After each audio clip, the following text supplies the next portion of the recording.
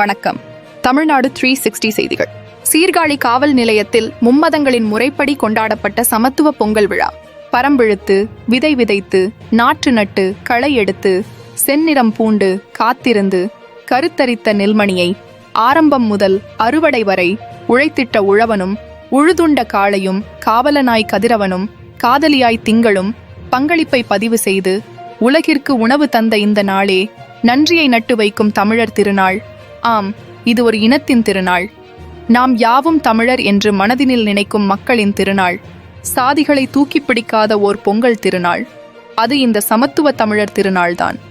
அத்தமிழர் திருநாளை பெருமைப்படுத்தும் விதமாகவும் அப்பொக்கிஷத்தை நினைவூட்டும் விதமாகவும் மயிலாடுதுறை மாவட்டம் சீர்காழி வட்டாரத்திற்கு உட்பட்ட தலைமை காவல் நிலையத்தில் ஜனவரி 13 அன்று சமத்துவ பொங்கல் கொண்டாடப்பட்டது.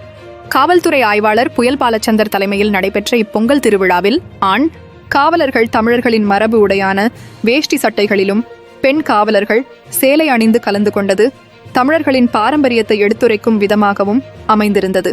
பெண் காவலர்கள் தமிழ் பாரம்பரிய முறைப்படி மண்பானையில் மஞ்சள், இஞ்சி, மாக்கோலமிட்டு கரும்பு போன்றவற்றை கொண்டு அலங்கரித்து பொங்கல் வைத்து கதிரவனுக்கு வழிபட்டனர்.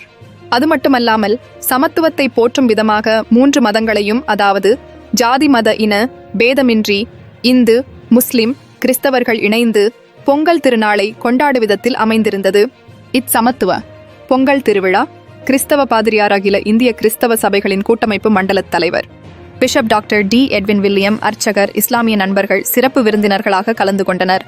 இப்பொங்கல் விழாவில் சீர்காழி காவல் நிலைய உதவி ஆய்வாளர்கள் திருமதி காயத்ரி, முருகவேல், காவல் நிலைய எழுத்தர் கண்ணன், ஏனைய காவலர்கள், பொதுமக்கள் மற்றும் பலர் கலந்து கொண்டனர். தமிழ்நாடு 360 செய்திக்காக சீர்காழியிலிருந்து செய்தியாளர் ஜோசப்.